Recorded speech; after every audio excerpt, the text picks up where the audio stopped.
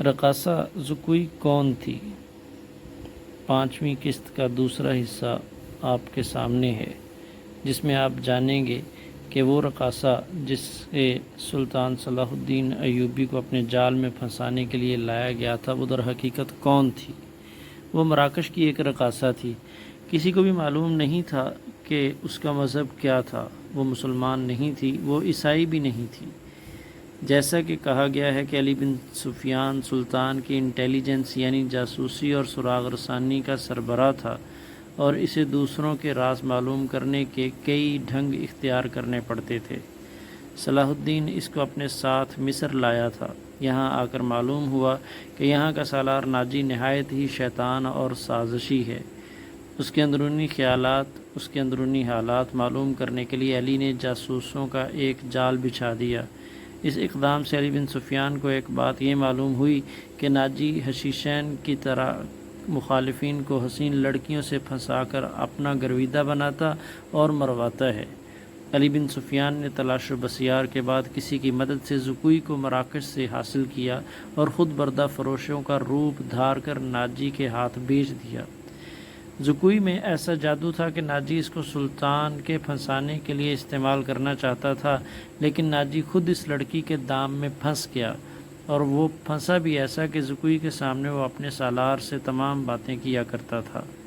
ناجی نے زکوی کو جشن کی رات سلطان صلاح الدین ایوبی کے خیمے میں بھیج دیا، اور اپنی اس فتح پر بہت خوش ہو رہا تھا کہ اس نے سلطان صلاح الدین ایوبی کا بت توڑ دیا ہے۔ اب وہ اس لڑکی کے ہاتھوں شراب پلا سکے گا اور سلطان کو اپنا گرویدہ بنا لے گا۔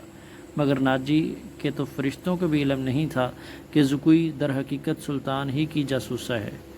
زکوی سلطان کو اس رات کی رپورٹیں دیتی رہی اور سلطان سے ہدایات لیتی رہی۔ زکوی سلطان کے خیمے سے نکل کر دوسری طرف چلی گئی تھی، جہاں زکوی کو سر منہ کپڑے میں لپٹا ہوا ایک آدمی ملا۔ وہ آدمی علی بن سفیان تھا، جس نے زکوی کو مزید کچھ اور ہدایات دی تھیں۔ اس کے بعد زکوی ناجی کے گھر سے باہر نہ نکل سکی، جس کی وجہ سے وہ علی کو کوئی رپورٹ نہ دے سکی۔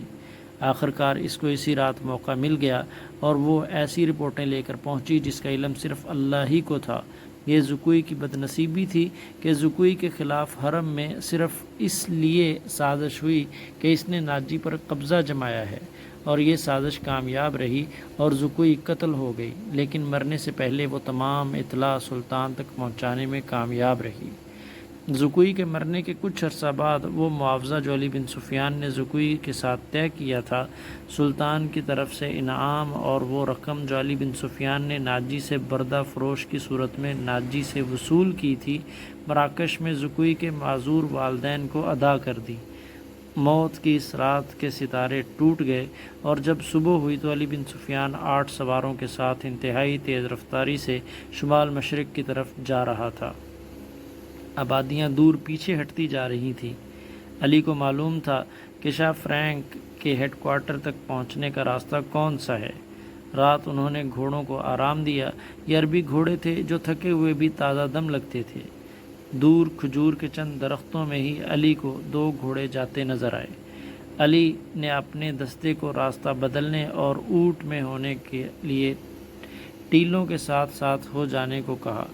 علی صحرا کا رازدان تھا، بھٹکنے کا کوئی خدشہ نہ تھا۔ علی نے رفتار اور تیز کر دی۔ اگلے 2 سواروں اور اس دستے کے بیچ کوئی 4 میل کا فاصلہ رہ گیا۔ یہ فاصلہ تو طے ہوا، لیکن گھوڑے تھک گئے تھے۔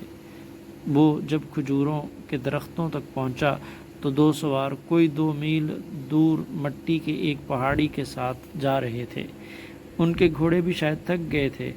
دونوں سوار اترے اور نظروں سے اوجھل ہو گئے۔ وہ پہاڑیوں کی اونٹ میں بیٹھ گئے ہیں، علی نے کہا، اور راستہ بدل دیا۔ فاصلہ کم ہوتا گیا، اور جب فاصلہ کچھ 100 گز رہ گیا تو وہ دونوں بندے اونٹ سے باہر آئے۔ انہوں نے گھوڑوں کے سرپٹ دوڑنے کا شور سن لیا تھا۔ وہ دوڑ کر غائب ہوئے۔ علی بن سفیان نے گھوڑوں کو ایڑ لگائی۔ تھکے ہوئے گھوڑوں نے وفاداری کا ثبوت دیا اور اپنی رفتار تیز کر دی۔ باقی گھوڑے بھی تیز ہو گئے۔ وہ جب پہاڑی کے اندر گئے تو دونوں سوار نکل چکے تھے، مگر زیادہ دور نہیں گئے تھے۔ وہ شاید گھبرا بھی گئے تھے، آگے ریتلی چٹانیں بھی تھیں، انہیں راستہ بھی نہیں مل رہا تھا، کبھی دائیں جاتے کبھی بائیں۔ علی بن سفیان نے اپنے گھوڑے ایک صف میں پھیلا دیے اور بھاگنے والوں سے 100 گز دور جا پہنچا۔ ایک تیر انداز نے دوڑتے ہوئے گھوڑے سے تیر چلایا جو ایک گھوڑے کی ٹانگ میں جا لگا، گھوڑا بے لگام ہو گیا۔ تھوڑی سی اور بھاگ دوڑ کے بعد وہ دونوں گھیرے میں آ گئے تھے اور انہوں نے ہتھیار ڈال دیے۔ سوال جواب پر انہوں نے جھوٹ بولا اور اپنے آپ کو تاجر ظاہر کرنے لگے، لیکن جیسے ہی تلاشی لی گئی وہ تحریری پیغام مل گیا جو ناجی نے ان کو دیا تھا۔ ان دونوں کو حراست میں لے لیا گیا، گھوڑوں کو آرام کا وقت دیا گیا اور پھر یہ دستہ واپس آ گیا۔ کہانی کا سلسلہ ابھی جاری ہے۔ اس کہانی کے بارے میں اپنی رائے کمنٹ سیکشن میں ضرور دیے گا کہ آپ کو یہ کہانی کیسی لگ رہی ہے۔